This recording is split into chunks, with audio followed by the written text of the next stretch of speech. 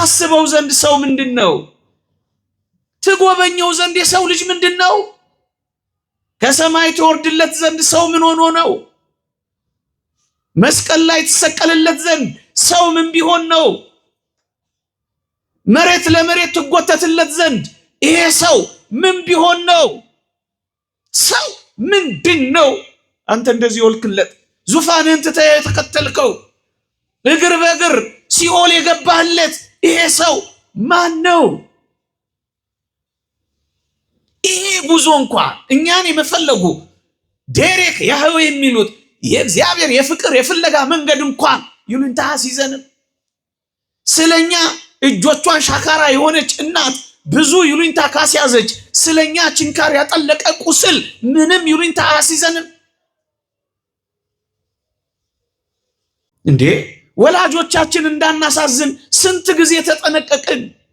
ከአባት በላይ አባት ከእናት በላይ እናት የሆነውን እግዚአብሔርን እንዳናሳዝን ምን ያክል እንጨነቃለን።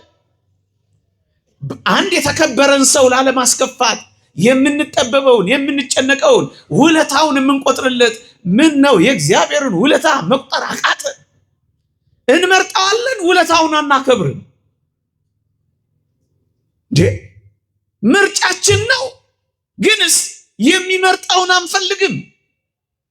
ይሄ በጣም አስደናቂ ነው። እኛ ህይወት ውስጥ አንዳንድ የሚታየው ፍቅሩ እንኳን ለኛ ያለው የሰላም ሐሳብ ለኛ ያዘጋጀው አስደናቂ ህይወት እንኳን ይሉንታ ያስይዘንም የሆነ ኃጢአት አስተወንም። እግዚአብሔር በጣም ነው የሚወደን። እግዚአብሔር በጣም ነው የሚፈልገን። ገቡ፣ ወጡ፣ መጡ፣ ቀሩ፣ ዳኑ፣ ተኮነኑ፣ እግዚአብሔር ጉዳዩ እኛ ነን። ይሄን ለምን እንደሆነ እጅግ ረቂቅ ነው። መጻሕፍትም የጠየቁት ነው። ምርጫችንን እግዚአብሔር እንዳደረገ እናስታውቃለን። ለምርጫችን ግን ቀዳሚው እግዚአብሔር የሚመርጠው ነው። ለእኔ ከእግዚአብሔር ምርጫ በላይ ሌላ ምርጫ የለኝም። ዓለም የምትመርጥልኝ አይደለም፣ እግዚአብሔር የመረጠልኝ ህይወቴ ነው። እሱ ነው የሚያስፈልገው። እኔ ለራሴ አልኖርም፣ ክርስቶስ በእኔ ይኖራል እንጂ እንዳለው ቅዱስ ጳውሎስ የምንኖርለት ዓላማ እሱ ነው። ቅድስና እግዚአብሔር የሚመርጠው ህይወት ነው። ምን ምኖርለት ምን ሞትለት። ለዚያ ነው ክርስቲያን የሆነው፣ ምርጫችንን እግዚአብሔር ያደረግነው። ምእመናን ቅጣትን ሳታመጣ የምታልፍ ኃጢአት የለችም። አባ እንጦንስ ነግሮናል። ይቻለም መቀጣቷ አይቀርም። እውነት ነው። በእግዚአብሔር ላይ አምጻለች። እግዚአብሔርን ማን ነው ወደ ማለት ቀርባለች። እግዚአብሔርን አሳድጋ አስወግዳ በራሷ መንገድ ለመሄድ በት ትላለች። መቀጣቷ ደግሞ አይቀርም። ታዲያ ከዚህ መከራ ጋር እኔና እናንተ ክርስቲያኖች ይሄን ያህል ዋጋ ከፍላችሁለት፣ ይሄን ያህል ጠባ ለኪዳን መሸ ለቁርባን ለጉባኤ ተንከራታችሁለት መቀጣት አለብን። ከልምንጩ ስር ማረፍ አለብን። ይሄንን በዓለም ሊመጣ ያለውን ጥፋት እኛም አብረን መሳተፍ አለብን። አይቀርም። ከመጨረሻው ዘመን መከራ ከዛ ወዲህ ባለውን ፈተና መትረፍ መዳን የምትፈልግ ነፍስ በእግዚአብሔር እጆች ላይ መጀመሪያ ማረፍ አለባት። በስመ አብ ወወልድ ወመንፈስ ቅዱስ አሃዱ አምላክ በምህረቱ የጎበኘን እንደ በደላችን ያልከፈለን እንደ ኃጢአታችን ያልተቆጣጠረን ይቅር ያለን ስሙን እንድንጠራ ቃሉንም እንድንሰማ ዕድል የሰጠን የአባቶቻችን የእናቶቻችን አምላክ የእኛም አምላክ ልዑል እግዚአብሔር ዘላለማዊ ስሙ የተመሰገነ ይሁን። ስጦታ በዚህች ምሽት ከብዙ በጥቂቱ ከረጅሙ ባጭሩ ስጦታ በሚል ርዕስ እንማራለን። አንድ ጥያቄ ጠይቄያችሁ ጀምራለሁ። አሁን በዓል እየመጣ ነው። የዐቢይ ጾም መጠናቀቂያ፣ የታላቁ ጾማችን ማብቂያ በዓል እየቀረበ ነው። አንድ ጥያቄ ብጠይቃችሁ ለተወደደ ለመድኃኒታችን ለኢየሱስ ክርስቶስ ስጦታ ለበዓሉ ስጦታ እንድትሰጡ ቢፈቀድላችሁ ስጦታ መስጠት የምትፈልጉ ምዕመናን እስኪ እጃችሁን አውጡልኝ። አይዟችሁ፣ የገንዘብ ጥያቄ አይደለም። ስጦታ ነው ያልኳችሁ። አውጡ ስትባሉ ለምዶባችሁ እንደው ስጦታ መስጠት አትፈልጉትም? ጌታችን እድል ቢሰጣችሁ ስጦታ ስጡኝ ቢላችሁ መስጠት አትፈልጉ? እጃችሁን አውጡልኛ መስጠት የምትፈልጉ። አይዟችሁ፣ ባይሆን ራሳችሁን ቀበሩና መቼም አፋራሞች ነን እኛ። እጃችሁን ብቻ አሳዩ። እሺ፣ እግዚአብሔር ይስጥልኝ። መቼም እርግጠኛ ነኝ ሁላችንም ለተወደደ መድኃኒታችን ስጦታ መስጠት እንፈልጋለን አይደለ? አትፈልጉ? ሰይ ቺን ጥያቄ ትምህርት ማብቂያ ላይ ጠይቂያችሁ አጠናቀቃለሁ። ደግሜ ጠይቃችኋለሁ። እሺ፣ እንዳትረሱ። እርግጠኛ ነኝ እግዚአብሔር በሰውነታችን እንዲያደር እንፈልጋለን። የእግዚአብሔር ቃል ቤቱ ነን ስለሚል እኛም የእግዚአብሔር ቤቶች ስለሆን ሰውነታችን የእግዚአብሔር ማደሪያ እንዲሆን እርግጠኛ ነኝ እንፈልጋለን። ልባችን የእግዚአብሔር ዙፋን ቢሆን እንመኛለን። እግዚአብሔር ንጉሳችን ነውና በልባችን ዙፋን እንዲከብር በሕይወታችንም እንዲገለጽ በሰውነታችንም ቤተ መቅደስ አድርጎ እንዲኖር እርግጠኛ ነኝ እንፈልጋለን። ግን ክርስቲያኖች እግዚአብሔር በእኔና በእናንተ ሰውነት እንዲያድር ከኔና ከእናንተ ሰውነት አንድ ነገር መወገድ አለበት። እርሱም ኃጢአት ነው። ኃጢአት ካልተወገደ በቀር እግዚአብሔር በሰውነታችን ሊስተናገድ አይችልም። በደል ከኔና ከእናንተ ሰውነት ካራቀ በቀር እግዚአብሔር ወደ እኔና ወደ እናንተ ሰውነት አይቀርብም። የኔና የእናንተ ሰውነት እግዚአብሔርንም ዲያብሎስንም ሊያስተናግድ አይችልም። የክርስቶስም የቤልሆርም ዙፋን መሆን አይችልም። የጽድቅም የኃጢአትም መናኸሪያ ሊሆን አይችልም። በጨለማና በብርሃን መካከል በሁለቱ መካከልም ሊኖር አይችልም። ሰውነታችን የእግዚአብሔርን ቤተ መቅደስ የጣዖትን ቤተ መቅደስ ሊሆን አይችልም። ወይ የእግዚአብሔር ወይ የዲያብሎስ፣ ወይ የእውነት ወይ የሐሰት ማደሪያ ነው መሆን ያለበት። በእርግጠኝነት እግዚአብሔር በሰውነቷ እንዲያደር የምትፈልግ ነፍስ በሰውነቷ ውስጥ ያደረውን ኃጢአት ለማስወገድ ትዘጋጃለች። ምክንያቱም እግዚአብሔር የሚያድረው ኃጢአት በሌለበት ሰውነት ውስጥ ስለሆነ።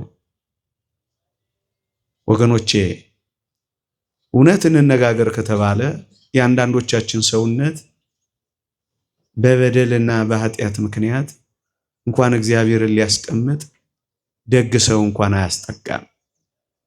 በደላችን ይሸታል። ኃጢአታችን ትንሽ ይከረፋል። አንዳንዶቻችን እሱን ለመሸፈን ይመስላል ብዙ ውድ ሽቶዎች መዓዛ ታውዷል። ነገርኳችሁ። እንኳን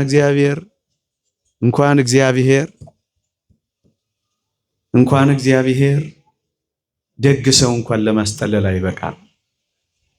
እግዚአብሔር በዚህ ሽታ ባለው ሰውነት መዓዛ ያለው እግዚአብሔር በዚህ ደስ በማያሰኝ ጠረን ባለው የኃጢአት ጠረን ውስጥ እንዴት ያድራል?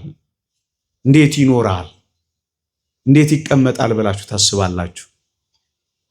የአንዳንዶቻችን ሰውነት ደግሞ የተወደዳችሁ ክርስቲያኖች ምስቅልቅሉ ወጥቷል፣ ትርምስምስ ብሏል። እንኳን ሊያድርበት ሊያልፍበት እንኳን የሚችልበት ነገር የለው። እንኳን ሊኖርበት እግሮቹንም ጣቶቹንም ማሳረፊያ እንኳን ስፍራ የለው። ትርምስምሱ ወጥቷል። ታዲያ እንዴት እግዚአብሔር ጨክኖ ወደዚህ ቤት ይገባል ብላችሁ ታስባላችሁ? የአንዳንዶቻችን ቤትማ ከክፉ አውሬዎች እስከ ለስላሳ ተተናኳዮች ደጁ ላይ ታስረውበታል። በረጃጅም ገመዶች ውሻዎች ይጮሃሉ፣ አንበሶች ያገሳሉ፣ ለስላሳ እባቦች ለመናደፍ ይሞክራሉ። ምን ማለቴ ነው? አንዳንዴ የተንኮለኞች ለስለስ ብለን ተተናኳሾች፣ አንዳንዴ ደግሞ እንደ አንበሳ ቁጦች፣ አንዳንዴ ደግሞ እንደ ውሻ ዝም ብለን ጨዋሂዎች እንሆናለን። እና በሮቻችን እንደዚህ በመሰሉ አውሬዎችና ክፉዎች ስለታጠሩ የተወደደ መድኃኒታችን ኢየሱስ ክርስቶስ እንዴት አድርጎ ዘልቆ ወደ እነዚህ ይገባል?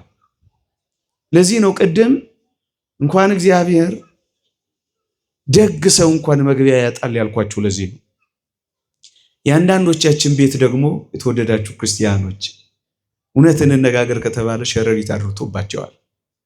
ከተጸዱ ከራርመዋል። በጣም የዛቡ ነገሮች ሁሉ አሉበት። ገና ሲገባ እምክ እምክ የሚል ደስ የማያሰኝ ጠረን ያውዶታል። አንዳንዴም ተባዮችም ሞልተውበታል። እንኳን ሊያስውሉ ጥቂት ደቂቃ እንኳን የማያስቆዩ ተባዮች አሉ። የሚናደፉ፣ የሚያሳክኩ፣ የሚያቁነጠንጡ፣ ብረር ብረር የሚያሰኙ። ታዲያ እግዚአብሔር እንዲህ ባለው በበደልና በኃጢአት በሞላው ሰውነት እግዚአብሔር ያድራል ብላችሁ ታስባላችሁ? እችን እያሰባችሁ ሌላ ነገር ልጨምርላችሁ። በእርግጠኝነት እዚህ የመጣ ነው እኔም ቆሜ የምናገረው እናንተም ቁጭ ብላችሁ የምትሰሙት እኛም አሳላፊዎች እናንተም ቀራቢዎች እግዚአብሔርን ስለምናፈቅረው ነው እዚህ የመጣ ነው። እግዚአብሔርን ትወዱታላችሁ ወይ ብላችሁ በደንብ ግጥም አድርገን የሚል የሚያምር መልስ እንደምትሰጡኝ አልጠራጠርም። ግን የተወደዳችሁ ክርስቲያኖች እግዚአብሔርን የምታፈቅር ነፍስ፣ እግዚአብሔርን የምትወድ ነፍስ እግዚአብሔርን መውደዷን ልዑልን ማፍቀሯን ማረጋገጫዋ ምን እንደሆነ ታውቃላችሁ? አንድ ነገር ነው። በዋናነት እዚህ መምጣታችን የመውደዳችን ማረጋገጫ ነው፣ እውነት ነው። ከዚህ በላይ ግን እግዚአብሔርን የማፍቀራችን ልዑልን የመውደዳችን ዋና ማረጋገጫችን የተወደዳችሁ ክርስቲያኖች ከኃጢአት ጋር መጣላታችን። እግዚአብሔርን የእውነት ያፈቀረች ነፍስ ኃጢአትን ትጠላለች። የእግዚአብሔር ቃል እንዲህ ይላል፣ የዓለም ፈቃድ የዓለም ወዳጅ ሊሆን የሚፈቅድ እንግዲህ የእግዚአብሔር ጠላት ሆኗል ይላል። ወገኖቼ ልድገመው፣ ቅዱስ ያዕቆብ የተናገረው ቃል ነው። ምዕራፍ 4 ቁጥር 4 ላይ የዓለም ወዳጅ ሊሆን የሚፈቅድ የእግዚአብሔር ጠላት ሆኗል ይላል። ወገኖቼ የእግዚአብሔር አፍቃሪ የሆነ ሰው ለዓለም ጀርባውን ሰጥቶ ለእግዚአብሔር ፊቱን የሚሰጥ ነው። ወደ እግዚአብሔር ቀርቦ ከዓለም የሚርቅ ነው። የተወደዳችሁ ክርስቲያኖች የዓለም ወዳጅ ፈቃዷን ፈጻሚ በሆንን ቁጥር እመኑኝ የእግዚአብሔር ጠላቱ ወደ መሆን መምጣታችን ነው። እናም የኔ አጭር ጥያቄ እግዚአብሔርን አፍቃሪዎች እግዚአብሔር ወዳጃችን መሆኑን የምናረጋግጠው የዓለምን ፈቃድ ጨክነን በመጥላታችን። እግዚአብሔርን መውደዴን በምን ላሳይ የምትል ነፍስ አጭሩ መልስ ኃጢአትን በመጥላት። የተወደዳችሁ ክርስቲያኖች እግዚአብሔርን የሚወድ ሰው እግዚአብሔርን የሚወድ ሰው እግዚአብሔር የሚወደውን ነው የሚፈጽመው። እግዚአብሔርን የሚያፈቅር ሰው እግዚአብሔር የሚጠላውን ነገር ነው የሚጠላው። እግዚአብሔርን የመውደድ እግዚአብሔርን የማፍቀር ማረጋገጫው የሚጠላውን መጥላት የሚወደውን መውደድ ነው። እግዚአብሔር ኃጢአትን ከጠላ የእግዚአብሔር ወዳጅ ሊሆን የሚፈቅድ ደግሞ ኃጢአትን ይጠላል። እግዚአብሔር ጽድቅን ከወደደ እግዚአብሔርን አፍቃሪ የሆነ ሰው ደግሞ ጽድቅን ያፈቅራል። እውነቱ እሱ ነው ምዕመናን። በእርግጠኝነት እግዚአብሔርን ወደን ከመጣን አንድ ነገር ማድረግ ይጠበቅብናል። እግዚአብሔር የሚወደውን ማድረግ። እግዚአብሔር ምን ይወዳል? እግዚአብሔር ምን ደስ ያሰኘዋል? የእግዚአብሔር ቃል እንዲህ ይላል፣ እግዚአብሔር የእግዚአብሔርን ቃል በመስማት ደስ እንደሚለው በምን ደስ የሚለው ይመስላችኋል? ይላል ነብዩ ሳሙኤል። እግዚአብሔር በምን ደስ እንደሚለው ልንገራችሁ ምዕመናን። እሺ በሚለው ሰው ነው ደስ የሚለው እግዚአብሔር። ይህ እግዚአብሔርን ቃል ሰምቶ በሚፈጽም ሰው ነው እግዚአብሔር ደስ የሚሰኘው። መታዘዝ ከመስዋዕት ማዳመጥም የአውራ በግን ስብ ከማቅረብ ይበልጣል የሚለው ለምን ይመስላችኋል? እግዚአብሔር በጣም ደስ የሚሰኘው በምትታዘዝ ነፍስ ውስጥ ነው። እሺ በምትለው እግዚአብሔርን እወዳለሁ በምን ይሄን ላሳየው? በመታዘዝ እናሳየው። እሺ በማለት እናሳየው። የሚወደውን በማድረግ የሚጠላውን በመተው እናሳየው። የተወደዳችሁ ክርስቲያኖች በእርግጠኝነት የእግዚአብሔር ወዳጆች ነን እኛ። ግን ምናልባት ጠላቶቹ ሆነን እንዳንገኝ ያስፈራል። ምክንያቱም የዓለም ወዳጅ በሆንን ቁጥር እንግዲያውስ የእግዚአብሔር ጠላት ወደ መሆን ቀርበናል። ምዕመናን በእኔና በእናንተ ቤት የእግዚአብሔር ጠላት ወደ መሆን የምንመጣው በምን እንደሆን ታውቃላችሁ? በበደልና በኃጢአት ብቻ። የእግዚአብሔር ቃል እንዲህ ይላል፣ በበደላቸውና በኃጢአታቸው የእግዚአብሔርን ልጅ ይሰቅሉታል ያወርዱታልም ይላል ቅዱስ ጳውሎስ። ወገኖቼ በአይሁድ ብቻ አይደለም ክርስቶስ የሚሰቀለው፣ በሮማውያን ብቻ አይደለም ክርስቶስ የተፌዘበት። አንዳንዴም በወዳጆቹ ወይም ወዳጆቹ በምንል በእኛም ቤት ክርስቶስ ይሰቃያል። ምዕመናን በምን በበደላቸውና በኃጢአታቸው ይሰቅሉታል ያወርዱታል ይላል። የኔና የናንተ ምራቅ የለ ይሆን? የበደል ምራቅ የለ ይሆን? የኃጢአት ጥፊ የለ ይሆን? የዝሙት እሾክ የለ ይሆን? ምዕመናን ምንም ነገር የለም። የምናቆስለው ቁስል የለም። የምንሰጠው መራራ ሐሞት የለም። እና ዳግም አምላካችን በወዳጆቹ ቤት የሚቆስለው ቁስል የለም። ነብዩ ጠየቅኩት ይላል፣ ይህ የቆሰልከው ቁስል ምንድን ነው ብዬ ጠየቅኩት ይላል። በወዳጆቼ ቤት የቆሰልኩት ቁስል ነው አለኝ ይላል። ወገኖቼ በእኔና በእናንተ በወዳጆቹ ቤት የቆሰለው ቁስል ክርስቶስ የለም? ዛሬስ የምንሰቅለው እንሆን ይሆን? ዛሬስ የምንገፈትረው እንኖር ይሆን? ዛሬስ የምናሰቃየው እንኖር ይሆን? ምዕመናን ወዳጆቹንን ጠላቶቹ ያልኳችሁ ለዚህ ነው። የወዳጅ ጠላት ደግሞ እንዴት አድርጎ ያስፈራል! የቅርብ ሩቅ መሆን እንዴት አድርጎ ያስፈራል! አፈቅርሃለሁ እያሉ ደግሞ ጠላት መሆን እንዴት ይዘገንናል! ለዚህ እኮ ነው በእርግጠኝነት እንደምንወደው እሱ ጋር እንደመጣን አውቃለሁ። ግን እንዳትረሱ የተወደዳችሁ ክርስቲያኖች፣ መውደዳችን፣ ፍቅራችን፣ ለሱ ያለው መሰጠታችን በዋናነት የሚረጋገጠው የዓለምን ፈቃድ የተውን እንደሆነ ነው። የዓለም ፈቃድ ኃጢአት ነው። ስጋን ከክፉ መሻቱ ጋር ሰቀሉት ይላል የእግዚአብሔር ቃል። ስንሰቅለው ነው፣ ስንተወው ነው። እግዚአብሔርን በምን ወደዋለሁ የምትል ነፍስ ከዓለም ፈቃድ ትለያለች፣ ወደ ክርስቶስ ትቀርባለች። የክርስቶስን ፈቃድ በመፈጸም እግዚአብሔርን ደስ ታሰኛለች። እርግጠኛ ነኝ ምዕመናን፣ እዚህ የመጣ ነው ምርጫችን የእግዚአብሔር ምርጫ ሆኖ ነው።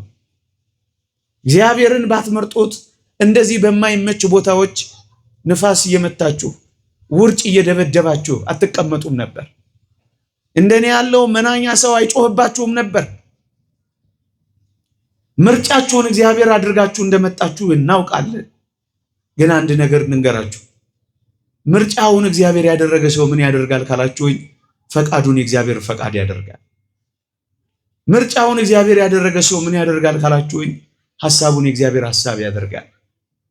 ምርጫውን እግዚአብሔር ያደረገ ሰው ምን ያደርጋል ካላችሁኝ፣ መንገዱን የእግዚአብሔር መንገድ ያደርጋል። ወገኖቼ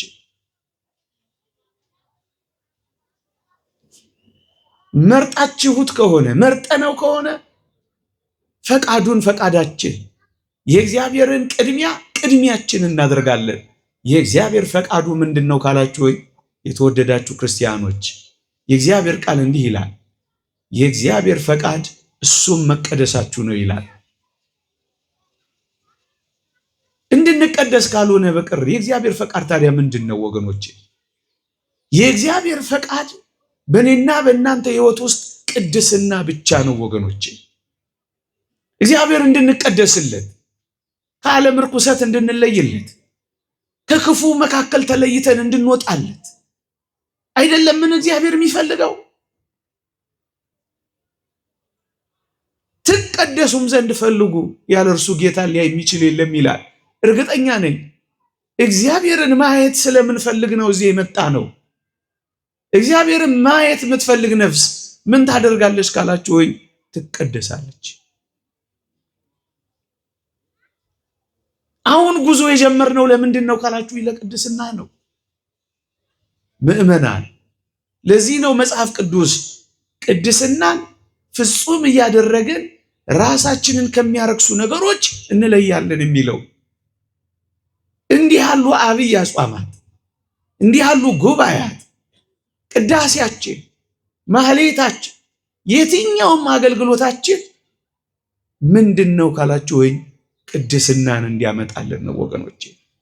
መቀደስ፣ ንጹህ መሆን፣ ቀስ በቀስ ከኃጢአት እየተለዩ ከርኩሰት እየወጡ ወደ ተቀደሰ ሕይወት መግባት ነው።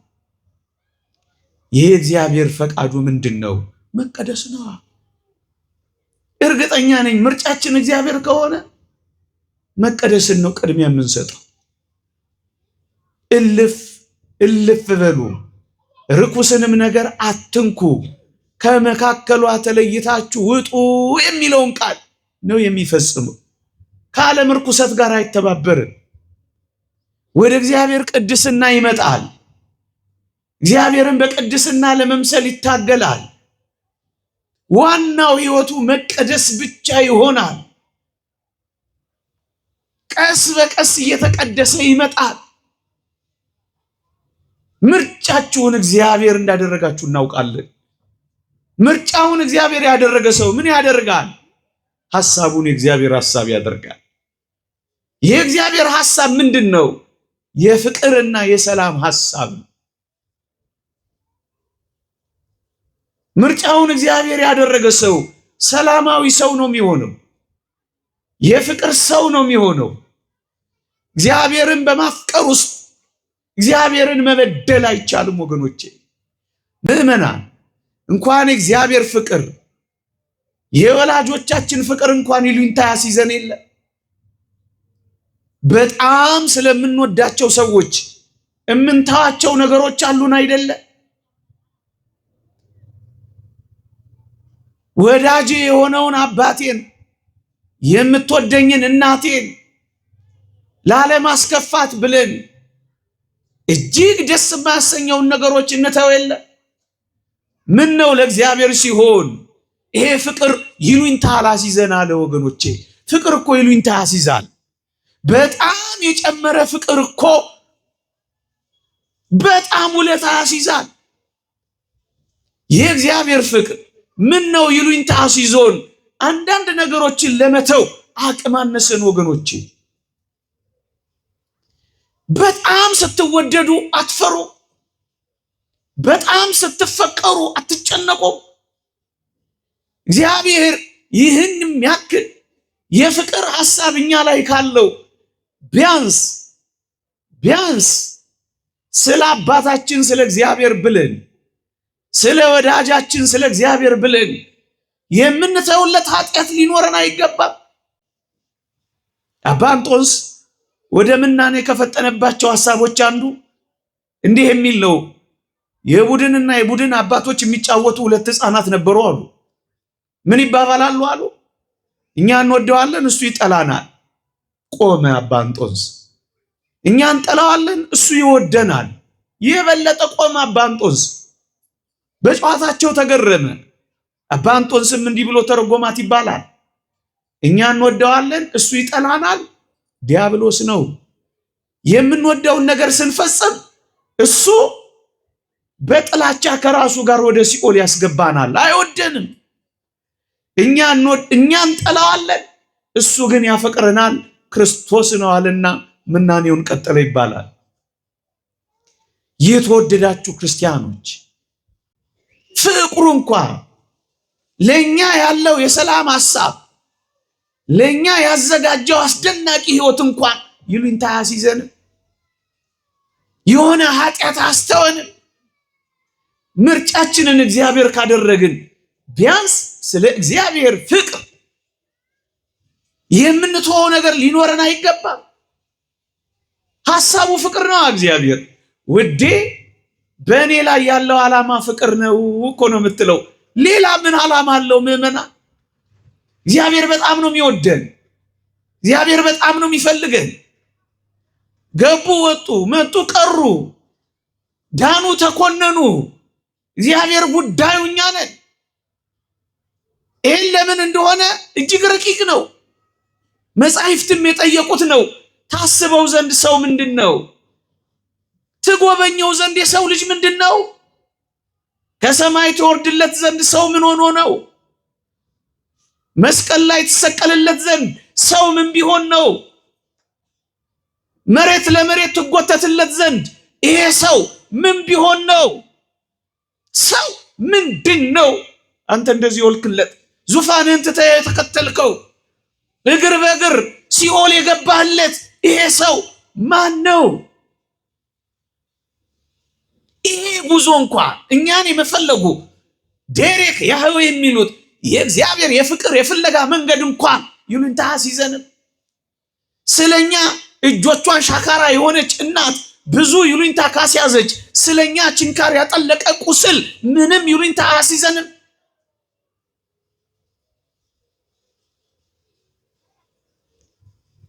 እንዴ ወላጆቻችን እንዳናሳዝን ስንት ጊዜ ተጠነቀቅን። ከአባት በላይ አባት ከእናት በላይ እናት የሆነውን እግዚአብሔርን እንዳናሳዝን ምን ያክል እንጨነቃለን። አንድ የተከበረን ሰው ላለማስከፋት የምንጠበበውን የምንጨነቀውን ውለታውን የምንቆጥርለት ምን ነው? የእግዚአብሔርን ውለታ መቁጠር አቃተ። እንመርጠዋለን፣ ውለታውን አናከብርም። ምርጫችን ነው፣ ግንስ የሚመርጠውን አንፈልግም። ይሄ በጣም አስደናቂ ነው። እኛ ህይወት ውስጥ አንዳንድ የሚታየው ምርጫችንን እግዚአብሔር እንዳደረግን እናስታውቃለን። ለምርጫችን ግን ቀዳሚው እግዚአብሔር የሚመርጠው ነው። ለእኔ ከእግዚአብሔር ምርጫ በላይ ሌላ ምርጫ የለኝም። ዓለም የምትመርጥልኝ አይደለም፣ እግዚአብሔር የመረጠልኝ ህይወቴ ነው። እሱ ነው የሚያስፈልገው። እኔ ለራሴ አልኖርም፣ ክርስቶስ በእኔ ይኖራል እንጂ እንዳለው ቅዱስ ጳውሎስ የምንኖርለት ዓላማ እሱ ነው። ቅድስና እግዚአብሔር የሚመርጠው ህይወት ነው። ምን ምኖርለት ምን ሞትለት። ለዚያ ነው ክርስቲያን የሆነው ምርጫችንን እግዚአብሔር ያደረግነው። ሌላ ነገር ላንሳ። በእርግጠኝነት እዚህ ጉባኤ ውስጥ አንድ ነገር ብጠይቅ ሁላችንም አዎ ነው የምንለው። አሁን ካለው መከራ ከሚመጣው ዘመን መከራ መዳን የምትፈልግ ነፍስ ብዬ እጃችሁን አውጡ ብላችሁ እርግጠኛ ነኝ ሁላችንም እናወጣለን። አዎ ከዚህም ከሚመጡትም ዘመናት መከራ መዳን የማትፈልግ ክርስቲያናዊት ነፍስ ማነች? ሁላችንም መዳን እንፈልጋለን። የተወደዳችሁ ክርስቲያኖች ሊመጣ ያለው መከራ በግል በነፍስ ወከፍ እንደ ሀገርም እንዲርቅልን ከፈለግን እኛ ወደ እግዚአብሔር መቅረብ አለብን። የመጣው መከራ እንዲመለስ እኛ ወደ እግዚአብሔር መገስገስ አለብን። ምእመናን ቅጣትን ሳታመጣ የምታልፍ ኃጢአት የለችም። አባ እንጦንስ ነግሮናል። ይህች ዓለም መቀጣቷ አይቀርም። እውነት ነው። በእግዚአብሔር ላይ አምጻለች። እግዚአብሔር ማን ነው ወደ ማለት ቀርባለች። እግዚአብሔርን አሳድጋ አስወግዳ በራሷ መንገድ ለመሄድ በት በት ትላለች። መቀጣቷ ደግሞ አይቀርም። ታዲያ ከዚህ መከራ ጋር እኔና እናንተ ክርስቲያኖች ይሄን ያህል ዋጋ ከፍላችሁለት፣ ይሄን ያህል ጠባ ለኪዳን መሸ ለቁርባን ለጉባኤ ተንከራታችሁለት መቀጣት አለብን? ከልምንጩ ስር ማረፍ አለብን? ምዕመናን ይሄንን በዓለም ሊመጣ ያለውን ጥፋት እኛም አብረን መሳተፍ አለብን። አይቀርም። ከመጨረሻው ዘመን መከራ ከዛ ወዲህ ባለውን ፈተና መትረፍ መዳን የምትፈልግ ነፍስ በእግዚአብሔር እጆች ላይ መጀመሪያ ማረፍ አለባት። የመጣው ወይ እንዲቀልላት እዩ፣ ወይ ይመልስልናል፣ ወይ ሳይሰማን ያሳልፈዋል፣ ወይ ደግሞ እየኖርን እንድንታገሰው ያደርገናል፣ ወይ ደግሞ ጭራሽ ያረቅልናል። ይሄ እንዲሆን ግን ከዚህ የመጨረሻው ዘመን ሊመጣ ካለው መከራ መትረፍ የምትፈልግ ነፍስ መንገዷን ታስተካክላለች። እግዚአብሔር ተናግሯል። ለአመፀኞች የሚገባውን ቅጣት እንደሚሰጥ አውጇል እግዚአብሔር። ይህን የተናገረውን የቅጣት ቃል እንዲቶ እኛ ኃጢአትን መተው አለብን። ይሄ መከራ እንዲርቅልን እኛ ከበደል መራቅ አለብን። የተወደዳችሁ ክርስቲያኖች የእግዚአብሔር ቃል እንዲህ ይላል። ትንቢተ ኤርምያስ ምዕራፍ 26 ቁጥር 13 ላይ እግዚአብሔር የተናገረባችሁን ክፉ ነገር ይተወዋል ይላል። እግዚአብሔር ተናግሮት ከሆነ እንዲቶ እኛ ግን መመለስ አለብን። ምዕመናን ከስቅለተ ክርስቶስ እስከ ዕለተ ምጽአት የክርስቲያኖች መከራና ፈተና ነው። ይሄ እርግጥ ነው። ይሄው አሁንም የቀጠለ ነው። ከዕለተ ምጽአት በኋላ ግን ከዚህ ተቃራኒ የሆነው መከራ ከክርስትና ውጭ ባለው ዓለም ላይ ደግሞ መቀጠሉ አይቀሬ ነው። በዚህ መከራ ውስጥ እንድንድን ከኛ የሚጠበቀው ወደ እግዚአብሔር ሁሉም ከመከራ የተረፉትን በቅዱሳት መጻሕፍት ተመልክቷቸው ወደ እግዚአብሔር ገብተው ነው። ወደ ቤቱ ተጠግተው ነው። ማንም ወደማይቋቋመው የእግዚአብሔር ክንድ ታቀፈው ነው። ወደ ቀሚሱ መጥተው ተደብቀው ነው። ተራሮች ወደ ባህር ልብ ቢገቡ ልቤ አይፈራም ብሎ የዘመረው ዳዊት የተወደዳችሁ ክርስቲያኖች እግዚአብሔር ቤት ተጠልሎ ነው። አዎ ሰምተነው የማናውቀው መከራም እንኳን ቢሆን እግዚአብሔር የሚያወጣ ከኃጢአት ስንወጣ ብቻ ነው። ታዲያ ይህንን አትፈልጉም? ከሚጠፋው ዓለም ጋር መጥፋት፣ ከሚቀጣው ዓለም ጋር መቀጣት፣ ከመከራው ልምጭ ጋር ከሚያርፍ ዓለም ጋር አብሮ ማረፍ ማንም ክርስቲያን አይፈልግም። ስለዚህ ምን እናድርግ? ቶሎ ብለን ሕዝቤ ሆይ ጥቂት ጊዜ ወደ ቤት ተሸሸግ፣ በርህንም በኋላ ዝጋ። መከራው እንደሆነ እየደረሰ ነው፣ እያያችሁ በጣም በረቂቅ ነው። ሲሆን በውድ በድንቆችና በተአምራት ካልሆነ በግድ የምትበላው እስከ ማሳጣት መከራው ቅርብ ነው። በዓይኖቻችሁ እያያችሁት ነው።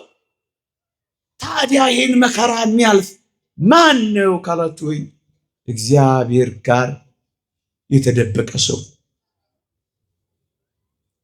መከራው የሚያልፍለት ዓለምን የሚተዋት ከፈቃዷ የሚላቀቅ ነው። ከኃጢአቷ የሚወጣ ነው። ከልምምጠዋ ስር ፈትለክ ብሎ የሚበር ነው። እሱ ከመከራ የሚድን ነው። በእርግጠኝነት ከዚህ ህይወት መውጣት የማይፈልግ ማን ነው? በመከራ ውስጥ መኖር የሚፈልግ ማን ነው? የነነዌ ሰዎች እንደሱ አይደል የሆኑት? እሳቱ መጣ፣ ዛፉን ጫፍ ጫፉን ለበለበ። እሳቱ መጥቶ እንደነበር ለማረጋገጥ ከዛ እሳቱ ተመለሰ። ለምን ተመለሰ? እነሱ ወደ እግዚአብሔር ሲመለሱ ስላየ። ወዳጆቼ ሌላ ምን እንድንነግራችሁ ትፈልጋላችሁ? ብዙ መራቀቅ፣ ብዙ ማውራት፣ ብዙ ጥቅስ መጥቀስ፣ ብዙ ማመስጠር አልረፈደም ወገኖቼ፣ አልመሸም። ቀኑ ሲቀርብ እያያችሁ አብልጣችሁ ይህንን አድርጎ አልተባልም። አሁን ከመከራ በንስሐ የምንሸሸግበት ዘመን አይሆንም። ማን ማንን ይወቅሳል? ማን ማንን ይከሳል? ማን ማንን ያማል? ነፍሳችንን ብቻ እንድናድን በሩጫ ወደ እግዚአብሔር እቅፍ መግባት አለብን፣ መመለስ አለብን። እግዚአብሔር እኮ ስራ አትስሩ አላለም፣ አትስረቁ ነው ያለው። እግዚአብሔር እኮ አታግቡ አላለም፣ አታመንዝሩ ነው ያለው። እግዚአብሔር እኮ አትሳቁ አላለም፣ በሰው አታፊዙ ነው ያለው። እግዚአብሔር ከባድ ትእዛዝ አዘዘን? በፍጹም። ትእዛዛቴ እጅግ በጣም ቀላል ናቸው ነው ያለው። ምን አለን እንዴ እግዚአብሔር? እሱን ያለ። የተወደዳችሁ ክርስቲያኖች በእርግጠኝነት እኔና እናንተ ክርስቲያን የሆነው ንስሐ ለመግባትና ከኃጢአት ለመለየት ብቻ አይደለም። የተወደዳችሁ ክርስቲያኖች ረዥሙን የቅድስና መንገድ ነው የጀመርነው። እሷም ክርስቶስን ወደምታስመስለን ልዩ ህይወት ለመግባት ነው የመጣ ነው። ክርስቶስን ወደምንመስልባት ስንፈጠር አራያ እግዚአብሔር መልካ እግዚአብሔር ነበርን ይላል ጎርጎርዮስ ዘኑሲስ። አሁን ግን ከመልካ እግዚአብሔር ከአራያ እግዚአብሔር ወደ አምሳለ እግዚአብሔር እየተጓዝን ነው ይላል። ክርስትናችን ጉዞ ነው። እኛም መንገደኞች ነን። የሐዋርያት ሥራ ክርስቲያኖችን መንገደኞች እያለ ነበር የሚጠራቸው ወገኖቼ። የመንገዱ ተጓዦች ነበር የሚላቸው። ይሄ መንገድ ክርስቶስን የመምሰል መንገድ ነው። የእሱን መልክ እያብለጨለጭን ለማሳየት ነው ክርስቲያን ይሆን ነው። አሁን እንኳን እዚህ እናንተ ቁጭ ብላችሁ እኔ ቆሜ ጉዞ ላይ ነን ያለ ነው ወገኖቼ፣ ተጓዦች ነን። ይሄ የጉዞ መንገድ ነው። አንዲትን መነኩሲት አንድ ባት እየጎበኘ የነበረ ሰው አሉ በማለዳ ሄዶ ባቷን ከፍቶ ሲያያት ቁጭ ብላለች። እንደገናም ዞር ዞር ብሎ መጣና አሉ ወደ ቀትር ላይ ከፈተ። እሷ አሁንም ተቀምጣለች። እንደገና አመሻሽም ላይ መጣ። እንደገና ከፈተ። አሁንም እዛው አለች። አሁንም እዚሁ ተቀምጠሻል አላት አሉ። ልጄ አንተ ስለማታውቅ ነው እንጂ እኔ ወደ ጌታዬ ጉዞ ላይ ነኝ፣ እንቅስቃሴ ላይ ነኝ አለችው አሉ። ጉዞ ላይ ነን ክርስቲያኖች። ስብከቱ የጉዞ ነው። ቅዳሴው የጉዞ ነው። ማህሌቱ የጉዞ ነው። ገዳማቱ የጉዞ ነው። ጉዞ ላይ ነን። ይሄ ጉዞ ግን ወዴት ነው የሚያደርሰን ካላችሁ ወይ ክርስቶስን ወደምታስመስለን ጉዞ ነው የምንጓዝ። እቺ ጉዞ ደግሞ የምትጀምረው በምን እንደሆነ ታውቃላችሁ?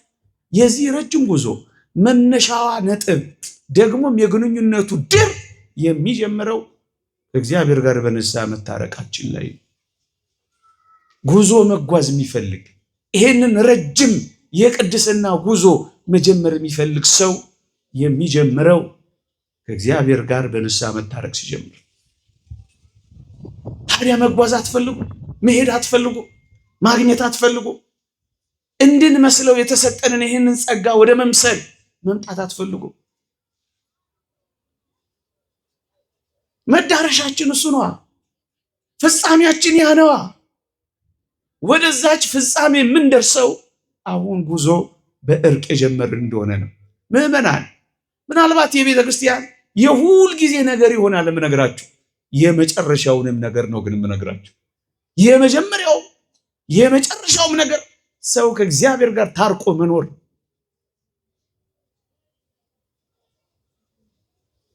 ቢያንስ እንዲህ ካሉ ጉባኤያት የሚጠበቀው እንደ ፍጹማን ኃጢአትን እስክንጸየፍ፣ እንደ ማዕከላውያን ኃጢአትን እስክንጠላ ቢያንስ ንስሐ መግባትን መፈለግ ላይ እንድናተኩር ማሰብ መፈለግ።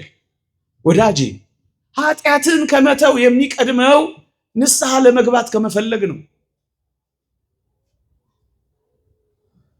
ኃጢአትን ለመተው ባላሰብን ጊዜ ሁሉ የተወደዳችሁ ክርስቲያኖች ኃጢአትን መስራት አናቆም። ቢያንስ ማሰብ መፈለግ ስንጀምር ቀስ በቀስ ወደ ማቆም እንመጣለን። ኃጢአትን ለመተው ባላሰብን ጊዜ ሁሉ ግን ኃጢአትን እየሰራን እንኖራለን። ቢያንስ በዚች ምሽት ቢያንስ ከዚህ ጉባኤ በኋላ እንደ ክርስቲያን እንደ መንፈሳዊ መሆን እንደሚፈልግ አንድ ተጓዥ ቢያንስ ንስሐ መግባት አይፈልግም። በደልኩ ኃጢአት ሰራው ብሎ መናዘዝ አይፈልግም። እሱ ነው አሁን የሚያስፈልገን። ከዚያ ቀስ በቀስ ኃጢአትን ወደ መጥላት እንመጣለን። እሱ ሁለተኛው ደረጃ ማዕከላዊ ህይወት ነው። ኃጢአትን ይጠላል። ከልቦናውና ከህሊናው ጨርሶ ለማጥፋት ይዘጋጃል። ሶስተኛውማ በጣም ይደንቃል፣ ይጸየፋል ኃጢአት። እዛ እስክንደርስ ድረስ ግን ቢያንስ በዚህች ምሽት ከሰማ ነው ቢያንስ ሌላውን ሁሉ ተውት፣ ከመከራ እንኳን ለማረፍ ከመሰቀቅ ለመዳን አንዲት ነገር እንኳን ማድረግ የለብንም። በዚህ ምድር ላይ ላለው ጥፋት አስተዋጽኦ እንኳን ላለማድረግ በልጆቻችንና በልጅ ልጆቻችን ላይ ሊመጣ ካለው መከራ ለመትረፍ ቢያንስ እኛ መናዘዝ ያቅተናል። ከክፉ መጠበቅ፣ ሌላውን ሁሉ ተውት። ታዲያ ምን እናድርግ? ጥቂት ነገሮችን ላንሳና አበቃለሁ። እነዚህን ነገሮች ሊያበረታቱ፣ እነዚህን ነገሮች ሊያነቃቁ የሚችሉ ሐሳቦችን አቀርባለሁ። የተወደዳችሁ ክርስቲያኖች ታዲያ ምን እናድርግ? እውነት ነው እግዚአብሔር በሰውነቴ እንዲያድር እፈልጋለሁ። ኃጢአት ካልተወገደ ደግሞ አድርም ተብያለሁ። እውነት ነው ኃጢአትን በመተው በደልንም በማራቅ ለእግዚአብሔር ፍቅር ማሳያ መሆን እፈልጋለሁ። ለእግዚአብሔር ያለኝን ፍቅር ዓለምን በመተው ላሳየው ወዳለሁ። እውነት ነው ምርጫዬን እግዚአብሔር አድርጌያለሁ። ምርጫዬን እግዚአብሔር እንዳደረግኩ ለማረጋገጥ መቀደስ ተገቢ መሆኑን ተምሬያለሁ። እውነት ነው ካሁኑ ከሚመጣውም ዘመን መከራ መትረፍ እፈልጋለሁ። እውነት ነው ረጅሙን የቅድስና ጉዞ ተጉዤ ክርስቶስን መስዬ መኖር እፈልጋለሁ። አዎ ቢያንስ ፍጹም ሆኜ ኃጢአትን እስከምጸየፍ ድረስ ቀስ በቀስ ግን ኃጢአትን መጥላት ከልቦናዬና ከህሊናዬ ጨርሶ ማጥፋት ቢያቀተኝም ቢያንስ ግን ንስሐ መግባት ግን እፈልጋለሁ፣ አስባለሁ። እሱ ታዲያ ምን ላድርግ ለምትል ነፍስ የመጀመሪያው ነጥቡ የእግዚአብሔር ቃል የሚነግረን ከወዴት እንደወደቅ አስብ ነው የሚለው። ወገኖቼ ከወዴት እንደወደቅን እናስባ። እውነት እንነጋገር ከተባለ እንደ ክርስቲያን የክርስትና ኃይላችን የጠፋ ይመስላል። ጸጋችንም የተራቆተ ይመስላል። የመደመጥ ግርማችን ከጠፋ ቆይቷል። እኔ እንደው ለማባበል በቋንቋም ለመራቀቅ ጭራሽ ፍላጎት የለኝም። ግን እዩት ግርማችን ከተገፈፈ ቆይቷል። እውነት እንነጋገር ከተባለ ብዙ ዘመን የጸለይንለት ነገር እንኳን መልስ ካጣ ስንት ዘመን አልፈው። ለምን? በልቤ በደል ቢኖር ኖሮ እግዚአብሔር አይሰማኝም ነበር አላለም ነብዩ ዳዊት? በደላችን አይሆን ይሆን? እስኪ ተመልከቱት። ተናግረን መደመጥ አቅቶናል። ተከራክረን መርታት አቅቶናል። የመደመጣችን ግርማ ጠፍቷል። የምንነካው አልባረክ ብሏል። ያለፍንበት አይለመልምም፣ ይጠወልጋል። ኪሳችን ይገባል፣ አይበረክትም። ብዙ ነገር መስራት የምንችልባት ምድር ምንም እንደማንሰራባት ሆነናል። ቅዱስ መጽሐፍ የምድሪቷ መከር ጠውልጓል ይላል። ወደ መጠውለግ መታለች በእኛ ምክንያት። ምንድን ነው የሆነው? እስኪ እርስ በርሳችን እንተያይ። የእግዚአብሔር ጸጋ ያለን ይመስላል። አልወደቅንም። አሁን እኛ አልወደቅንም። ያጣነው ነገር የለም። እንደ አባቶቻችን አለ አይነት ህይወት አለ። እንኳን ከሰውነታቸው ለልብሳቸው፣ ከልብሳቸው ለቆሙባት አፈራቸው፣ ካፈራቸው ላለፉባት ጥላቸው እስኪ ተርፉ ድረስ ዓለምን አስደንቀው አለፉ። በእኛ ሌሎች ይደነቃሉ። እግዚአብሔር ከኛ ጋር እንዳለ ያውቃሉ፣ ይሰማሉ። ዓለምን የሚያሳምን ዓለምን የሚማርክ እግዚአብሔርማ ከእናንተ ጋር እንዳለ ሰምተናል ብለው ሰዎች ወደኛ ይመጣሉ። እግዚአብሔርን የሚያሳይ ሌሎችን የሚማርክ የመጡት እኛ ጋር እንዲቀሩ የገቡት እንዳይወጡ ያዘኑ እንዲጽናኑ የተከዙ ተስፋ እንዲያደርጉ የቆዘሙ እንዲቦርቁ የሚያደርግ ጸጋ አለ። አልወደቅንም። በልጆቻችን ደስተኞች ነን። ብዙዎች ጥለውን እየሄዱ አይደለ? ከኛ ጋር ከሚኖሩ ባህር ውስጥ ቢገቡ የሚመኙ ወጣቶች ብዙ አይደሉ? ሻርክ የሚበላቸው ብዙ አይደሉ? ፍቅር ስላጣን ያጣናቸው ትውልዶች ስንት ናቸው? እውነት እንነጋገር ከተባለ 90% አማኝ ባለባት ሀገር ስንት ዘመን ደም ፈሰሰ። አልወደቅንም። የዓለም መጫወቻ ደግሞም ጥራጊ ጉድፍ አልሆንም። ሰጪ ልንሆን የሚገባ ተቀባይ ለመሆን እንኳን አንሰናል። ታዲያ አልወደቅንም። ከወዴት እንደወደቅ አስብ። ከወዴት እንደወደቅ አስብ። ቅዱስነታቸውም እንዳሉት ነው። ሁሌ ይመስጠኛል። ሽበታችን አልታፈረም፣ ክህነታችንም አልተከበረም እንዳሉት በክህነታችን ቂም በቀል መሻር አልቻልንም፣ ማስታረቅ አልቻልንም።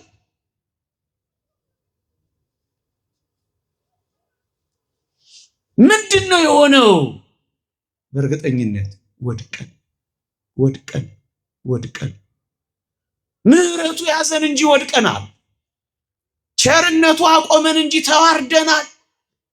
ከወዴት እንደወደቅ አስብ፣ ንስሐም ግባ ይላል። በረከታችንን እንቁጠረዋ። እውነት አለን አለን፣ የምናውቀው የምናጣጥመው አለን። ገንዘባችንን የምንቆጥረውን ያክል የእግዚአብሔር በረከትና ጸጋ እንዳለ በትክክል እናያለን። በኑሯችን፣ በሕይወታችን፣ በቤታችን በግድ አይደል የምንኖረው። በሆነ ተአምራት አይደል የቆየ ነው። ወድቀናል፣ ተዋርደናል። ከወዴት እንደወደቅ አስብ። እንደውም ምንድነው የሚለው እዛ ቅዱስ ዮሐንስ ራእይ ላይ ምስኪን፣ ጎስቋላ፣ ምስኪን፣ ደሃ፣ እውር የተራቆትክ መሆንህን ስለማታውቅ ይላል። የወደቅበትን አታውቅም ማለቱ። አላወቅንም። ጎስቁለናል። የነፍስ ጉስቁልና ነው። አላወቅንም። ነፍሳችን ጎስቁላለች። መጠጊያ አታለች። ማረፊያ አታለች። ኃጢአት አንገላቷታል። ቅድም እንዳልኳችሁ ጉስቁልናዋ ይታያል። ወድቀናል። ምስኪንነት ምንድን ነው? ከማህበረሰብ ከማህበራዊ ኑሮ ዝቅ ማለት ነው ይላሉ ሲተረጉሙት። ይሄ ምን ማለት ነው? ከቅዱሳን ህብረት፣ ከጻድቃን ጉባኤ በበደልና በኃጢአታችን የተለየን ይመስላል። ምስኪኖች ሆናችኋል። እሱ ነው የሚለው። ድሃ ሆናችኋል። ከሞላው ጸጋ ከተትረፈረፈው የእግዚአብሔር ሀብት ጎድላችኋል። ድሃ ሆናችኋል። እውር የልቦናችሁ አይን አጥርቶ ማየት አቅቶታል። በፊታችሁ እግዚአብሔር ተስሎ እያለ ማየት ተስኖታል። የተራቆት ከጸጋ እግዚአብሔር ተለይተሃል። ክርስቶስን እንድትለብስ ክርስቲያን ሆነ ሳለ ይህንን ልብስህን አበላሽተኸዋል። ምስኪን፣ ጎስቋላ፣ ምስኪን፣ ደሃ፣ እውር የተራቆት መሆንን ውድቀት ማለት እኮ ይሄ። ታዲያ ምን አድርግ? ከወዴት እንደወደቅ አስብ፣ ንስሐም ግባ። ውድቀቱን ያየ ሰው መነሳቱን ይናፍቃል። ያጣውን የእግዚአብሔርን ጸጋ ያጣ ሰው ወደዛ ጸጋ ለመሄድ ይጓጓል፣ ይናፍቃል። ወደ አጣነው ስፍራ የሚደረግ ጉዞ ነው አሁን የሚያስፈልገን። እሱም ንስሐ ነው። እሱም ንስሐ ነው። በሙሉ መጽሐፍ ቅዱስ ላይ ያሉትን ተመልከቷቸው። ከእግዚአብሔር ጋር የታረቁት የወደቁበትን ያዩ ጊዜ ነው። ምዕመናን፣ አዳምም ያለቀሰው ገነትን ያህል ቦታ እግዚአብሔርን ያህል ጌታ እንዳጣ ገነት ፊት ለፊት በተቀመጠ ጊዜ እንባው አልቆ የወጣው የጎደለውን ስላወቀ ነው። የጎደለበትን ያወቀ ሰው ያንን ለማግኘት የማይታገለው ነገር የለም። ጎለናል። አሁን እግዚአብሔርን የሚያክል ጌታ አተናል። ታላቁን ጸጋ የክርስትና ኃይል በውስጣችን ተሟጧል። ይሄን ለማድረግ ምን እናድርግ? በንስሐ እንነሳ። የወደቁ አይነሱምን? የሳቱ ሳይመለሱምን? የሚለው እሱ ነው። ያ የጠፋውም ልጅ እንደዚህ እኮ ነው የሆነው። የት እንደወደቀ አሰበ። የአሳሞችን አሰር ምግብ ለመብላት ተመኘ። እሱንም ተመኝቶ እንኳን አጣ። የት እንደወደቀ አሰባ። የት ነው የወደቅነው ወገኖቼ? የት ነው? ከአሳሞች በታች ሆነን ይሆን? እሱን የሚያስብ ሰው የአባቱ ቤት ትርፍ የእሱ ጉድለት ይታየዋል። እና ይሄ ብላቴና ምንድን ነው ያለው? የአባቴ ሙያተኞች በአባቴ ቤት እንጀራ የሚተርፋቸው ስንት ናቸው አላ። እሱ እዚህ ተርቧል፣ ተጠምቷል። የአሳሞችን ሊበላ እንኳን ፈልጎ እሱን አላገኘም። አባቱ ቤት ግን በጣም ብዙ ጸጋና ሙሉ ሀብት እንዳለ ገብቶታል፣ ናፍቆታል። እያችሁ እሱ የወደቀውን አባቱ ቤት የሞላውን አያ። ምዕመናን አባታችን እግዚአብሔር ጋር ያለውን ነገር ካየን እንገሰግሳለን። የአባታችን ቤት ናፍቆት ይዘናል። ብዙ ጸጋዎች እዚህ ውስጥ አሉ ወገኖች፣ ብዙ ጸጋዎች፣ ብዙ ሊነገሩ ማይችሉ ጸጋዎች አሉ። ወደዛ ጸጋ መገስገስ የሚጀምረው የወደቀበትን ያየ እንደሆነ ነው ወገኖቼ። የመረረው ነገር ሁሉ እየጣፈጠን እኮ ነው። እናንተን መውቀስ አይደለም። አብዛኛው ክርስቲያን ግን ከዚህ እድሞ ከዚህ ጸጋ ውጭ እየወጣ ነው። የመረረው ኃጢአት እየጣፈጠው ነው። ቀላል ሰው አደረከኝ እንዴ? ስንቱን ነው ማወጣው ማገባው? የመረረው ኃጢአት እየጣፈጠው ነው። እዛ ምሬት ውስጥ አሳሞች ውስጥ ያለ ነው የሚመስለው። ቀላል ሰው አረከኝ እንዴ? ይሄን ያህል እኮ ነው የምጠጣው። የመረረው ነገር ሁሉ የሚጣፍጠው ምስኪን ሆኗል። ተዋርደናል፣ ወድቀን። ይሄን ውድቀታችን አሁን ያለው ይሄ መቀባባቱ፣ አሁን ያለው ይሄ ድምቀቱ፣ አሁን ያለው ይሄ በልብስ መሸፋፈኑ፣ አሁን ይሄ አበባ መምሰሉ እሱ አታሎናል። እውነት መስሎናል። እውነት አይደለም፣ እውነት አይደለም።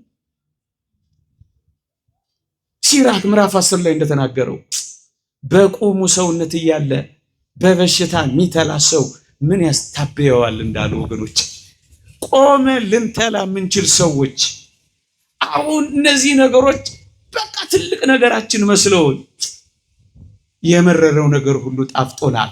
ዝሙቱ ጣፍጦታል። የመረረው ነገር የመረረው ስርቆቱ ጣፍጦታል። የእግዚአብሔር ጸጋ ተረስቶታል። እኛውን እዚህ መቀመጣችንን እንደ ሞኝነት ይቆጥረዋል። ታግሶ እግዚአብሔርን መስማት መሮታል። የእግዚአብሔር ቃል እንደሚናገረው የጠገበች ነፍስ የማር ወለላን ትረግጣለች፣ የተራበች ነፍስ ግን የመረረው ነገር ሁሉ ይጣፍጣታል ይላል። የመረረው ዓለም ጣፈጠን። ይሄ ከታወቀን እንነሳለን። ይሄ ከጣፈጠን እንነሳለን። ይሄ ከተሰማን እንነሳለን። ውድቀታችንን ስናውቅ መነሳታችንን እናፍቃለን። የጎደለንን ስናውቅ ሙላታችን ጋር እንሮጣለን። ያጣነውን ስናውቅ ለማግኘት እንፈጥናለን ወገኖቼ። ስለዚህ እንዴት እንደወደቅን እናስብ። ከጉስቁልናችን፣ ከምስኪንነታችን፣ ከድህነታችን፣ ከዕውርነታችን፣ ከራቁትነታችን ለመነሳት ምን እናድርግ? ወድቀናላ። በቃ መነሻው መንገድ ምንድን ነው? ከወደቅክበት የምትነሳው በንስሐ ብቻ ነው። ይህ እግዚአብሔር ቃል ነው። ምንም አንቀባባው። ከወዴት እንደወደቅ አስብ፣ ንስሐ ግባ። እንደገና በወድቅስ፣ እንደገና በበድልስ፣ እንደገና ባጠፋስ እንደገና ትነሳለህ። እንደገና ሊቃውንት እንዳስተማሩ ምዕመናን መውደቅ አዳማዊ ነው፣ ወድቆ አለመነሳት ግን ዲያብሎሳዊ ነው ይላል አንድ ሊቅ። እንደወደቅን አንቀርም፣ እንነሳለን። አይዟችሁ። እንኳን እኔና እናንተ ፀሐይና ጨረቃ እንኳን በፊቱ ንጹሐን አይደሉም ይላል ጻድቁ ኢዮብ። እንኳን እኔና እናንተ ኃጢአትን እንደ ውሃ የምንጠጣ ፀሐይና ጨረቃ ምንም የማያቋርጡት ምንም የማይፎርሹት በእግዚአብሔር ፊት እነሱ እንኳን ንጹሐን አይደሉም። በወድቅስ ደግሜ ንስሐ ድጋሚ ትሰጣለች። ፍጹም እስክትሆን ድረስ ትነሳለህ። የወደቁ አይነሱምን? የሳቱ ሳይመለሱምን? ይላል እግዚአብሔር ቃል። ዛሬ ወድቀሃል፣ ነገ ትነሳለህ። ብቻ አንተ አንድ ነገር አስብ። እጠገናለሁ ብሎ መሰበር እንደሌለ ሁሉ ንስሐ ገባለሁ ብሎ ኃጢአት መስራት ይቀር። የተወደዳችሁ ክርስቲያኖች ከዚህ ቤት ሌላ ከኃጢአት ምንጭ ያለን ይመስላችኋል? ወገኖቼ ንስሐ ቁርባንም የተዘጋጀው ለኛ አይደለም? መጽሐፈ መነኮሳት በቤት ውስጥ ድል ያልነሳውን ሴጣን ከቤቱ ውጭ ሆነ እንዴት ድል ተነሳዋለህ ይላል። ድል መንሳት የሚገኘው እዚህ ቤት ውስጥ ነው። ዝም ብሎ ባለመቀመጥ። ይኸውልህ ደጋግመህ በኃጢአት ከወደቅ ደጋግመህ ለመነሳት ካልሞከርክ እዚያው ኃጢአት ውስጥ ተነክረ መቅረትን። ደጋግሜ እኮ ነው የምወድቀው። ደጋግመህ ንስሐ ስትገባ ትድናለህ። ደጋግመህ ንስሐ ስትገባ ትነሳለህ። የአባ ቢሾይ ጋር የሄደውን መነኩሴ ላስታውስ። ደጋግሞ እየወደቀ እየተነሳ ምርር አለውና ገዳሙን ጥሎ ሊሄድ ፈልጎ ወደ አባ ቢሾይ ይሄዳሉ። አባቴ ሆይ ደጋግሜ እኮ ነው የምወድቀው፣ እስከ መቼ እየተሰነካከልኩ እኖራለሁ አሉ። እስከ ሞት ድረስ አሉ። ወዳጄ እስከ ሞት ድረስ ስትወድቅ ስትነሳል። ጻድቅ 7 ጊዜ ወድቆ 7 ጊዜ ይነሳል ይላል። እንደገና በወድቅ ስትነሳለህ። እንደውም ጥሩ የአባቶቻችን ምክር ምን መሰለ? ንስሐ መግባት ራሱ ደግመ በኃጢአት ላለመውደቅ ኃይል እንደሚሆነ እወቅ። ኃይል ይሆናል። ካህን ይጸልይልሃል። መንፈስ ቅዱስ ወደ አንተ ይቀርባል። ስትናዘዝ ኃጢአትህን በመውቀስ ያግዝሃል፣ ይረዳሃል። በዚህ ምክንያት ጸሎት ትጀምራለህ። በዚህ ምክንያት ትሰግዳለህ። በዚህ ምክንያት ታለቅሳለህ። በዚህ ምክንያት ቤተ እግዚአብሔር ትመላለሳለህ። በዚህ ምክንያት መላእክት እጆችህን ስትዘረጋ እነሱም አብረው ይዘረጋሉ፣ ይረዱሃል፣ ያግዙሃል። ስለዚህ ምን ታደርጋለህ? በኃጢአት ዳግመኛ ላለመውደቅ አቅምና ኃይል ታገኛለህ። ንጹሕ እስከመሆን ድረስ አትበል። ንጹሕ የምትሆነው በዚህ መንገድ ነው። የንስሐ ኃይል አንድ ቀን እስካገኝ ብለህ አትዘግይ። የንስሐ ኃይል የምታገኘው አሁን መግባት ስትጀምር ነው። ንጹሕ የምትሆነው ከደካማና ከረከሰች ሕይወት ስትነሳ ነው። ዝም ብሎ ንጹሕ መሆን አይገኝም ወዳጄ። አባቶቻችን እንዳሉት በበደሉ ላይ ድፍረትንና ሽንገላን ቢጨምር ኃጢአት ሰርቶ አልሰራሁም ቢል ከዛች ኃጢአት መጠበቅ አይችልም፣ ከሚመጣውም ኃጢአት አይድንም ብለዋል። ስለዚህ ድጋሚ ላለመውደቅ ንስሐ መግባት ነው ጠቃሚው። ከንስሐ መራቅ አይደለም። እንደገና ቦድቅስ እንደገና እንነሳለን። እግዚአብሔር መሐሪ ነው። እግዚአብሔር ይቅር ባይ ነው። እግዚአብሔር የሚቀበል አምላክ ነው ወገኖቼ። ቀኖናችንም ንስሐችንም ደጅ መጥኛ ነው። እግዚአብሔር ኃይል ይሰጠናል። እግዚአብሔር በኃጢአት ላይ ራሱ ፍጹማን ያደርገናል። ስለዚህ ወደ እግዚአብሔር ወደዚህ ድንቅ ምስጢር አሁን መቅረብ ይገባናል። አሁን የተወደደ ሰዓት አሁን ነው። የማዳንም ቀን ዛሬ ነው። በተወደደ ሰዓት ሰምቻለሁ፣ በማዳኔም ቀን ረድቻለሁ ይላል። ባለመዘግየት አሁን፣ ባለመታከት አሁን፣ ምክንያት ባለመስጠት አሁን ሁላችንም ወደዚህ ልንቀርብ ይገባል። ነገር ልጨርሰው። ቅድም ጠይቂያችሁ ነበር። እንደው ክርስቶስ አሁን ለዚህ በዓል ስጦታ እንድትሰጡት እድል ቢሰጣችሁ ስጦታ መስጠት ፈቃደኛ ናችሁ ብያችሁ ነበረ። እስኪ ደግሜ ልጠይቃችሁ። ለመጪው ታላቁ በዓላችን ስጦታ መስጠት የምትፈልጉ እስኪ እጃችሁን አውጡልኝ። ለያችሁ እስኪ እንደገና ስጦታ እንድንሰጠው እድል ቢሰጠን እግዚአብሔር ስጦታ ብንሰጠው ደስ የሚለን ክርስቲያኖች እስኪ እጆቻችሁን ከፍ አድርጋችሁ አውጡልኝ። ለያችሁ ንሽ ያወርዱት። እግዚአብሔር ይስጥልኝ። አንድ ታሪክ ነግሬያችሁ መቋጨት ፈልጌ ነው። ጄሮም የሚባል የቤተክርስቲያን አባት ነበር። ትንቢተ ኢሳይያስ መጽሐፍን ተረጎመና ለልደት በዓል ዋዜማ ለክርስቶስ ስጦታ ለመስጠት ዋሻ ገባ። በዚያ ዋሻ እያለ የተወደደ መድኃኒታችን ኢየሱስ ክርስቶስ ተገለጠለት። በጣም ደስ አለው። ጄሮም ፈነጠዘ። ጄሮም ክርስቶስ ሲገለጥለት ስጦታውን እንደተቀበለለት አምኖ ቦረቀ። ጄሮም ጌታዬ ሆይ ስጦታዬን ልትቀበል መጣህን አለው። ዛሬ ስጦታህን አልቀበልም ልጄ አለው። ምን ነው ጌታዬ፣ ጉልበቴን አድክሜበት፣ አይኖቼን አፍዝዤበት፣ እጆቼን አደንዝዤበት፣ ወገቤን አጉጬበት የደከምኩበትን የኔ መሰለ ስጦታ አትቀበለኝም አለው። ልጄ ጄሮ አልቀበልህም አለው። ሌላ ስጦታ ካለ ፈልግ አለው። ጌታዬ ሆይ ይህንን ካልተቀበልክልኝ አፌ ኮቸችላ እስኪመስል ጾሜያለሁ፣ ዋሻ ገብቻለሁ፣ ሱባኤ ይዣለሁ። ሱባኤን ውሰደው፣ ጸሎቴንም ውሰደው፣ ዋሻ መግባቴንም ውሰደው፣ ጾሜንም ውሰደው። እነዚህን ሁሉ ላንተ እንዲሆኑ ብዬ ስጦታ አድርጌ አቅርቤልሃለሁ አለው። ጌታችንም አሁን ዳግመኛ እንዲህ አለው፣ ልጄ ጄሮ ይህንንም ስጦታህን አልቀበልልህም አለው።